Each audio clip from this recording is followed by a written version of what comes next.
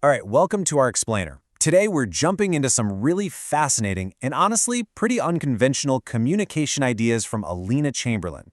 We're going to explore how to get past that surface level chatter and build a connection that's way, way deeper. So let's just start with a feeling that I'm sure we've all had at some point. You know that deep frustration when you're really trying to connect with your partner, but the conversation just goes nowhere? It literally feels like talking to a brick wall. Well, the material we're digging into today suggests a totally different way of thinking about this. It's not about arguing better or finding the perfect words, it's about learning a new language entirely, one that speaks directly to the subconscious. So, here's how we're going to break it all down. First, we'll nail down the real problem. Then, we'll get into how to read his silent dialogue. After that, we'll talk about speaking his sensory language, mastering the art of synchronization, and finally, how all of this leads to becoming a source of peace. Okay, so first things first, what is the core problem? According to this work, it's that moment when a man just emotionally checks out. The idea is that for a lot of men, these heavy talks can actually trigger a stress response, making them withdraw almost as a defense mechanism. So how do you work with that instead of against it? Well, the first big technique here is all about observation. And the idea is that the most important part of the conversation happens before you even say a single word. It all starts with reading his nonverbal cues. And this slide just lays it out so clearly. The source calls his posture a billboard for his internal state. On one side, you have an open posture, relaxed, limbs uncrossed, which signals his nervous system is receptive and feels safe. On the other side, you have the closed posture, arms crossed, shoulders hunched. That's a fortress. It means he's getting ready for a conflict. So what do you do with that information? Well, the source suggests this simple three-step game plan. The key here is to not try and charge the fortress. That won't work. Instead, your very first move is to help shift his physical state back to one of relaxation before you even think about bringing up what you want to talk about. Okay, so his posture is open, he's relaxed. Now what? How do you actually hook his attention so your message really lands? This next part is all about picking the right channel for your communication. And this table just breaks it down perfectly. The argument here is that we all have these primary sensory gates, and if you're not using the right one, the information just doesn't get processed properly. For a guy who's highly visual, eye contact is everything. For a tactile guy, a simple touch can ground him and make him feel safe.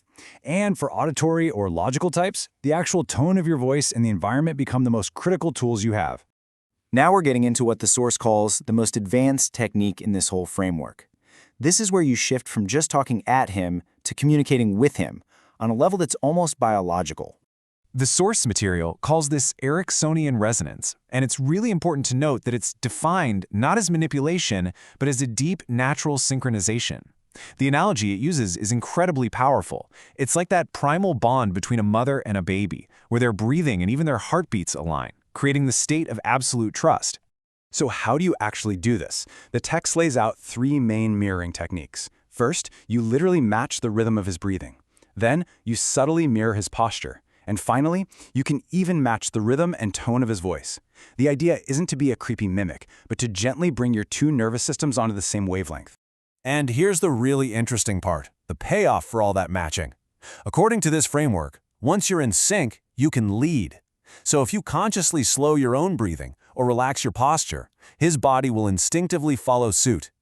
In that state, your ideas are much less likely to be perceived as a demand from the outside and more like one of his own thoughts. So what's the point of all this? Where does mastering these techniques actually lead?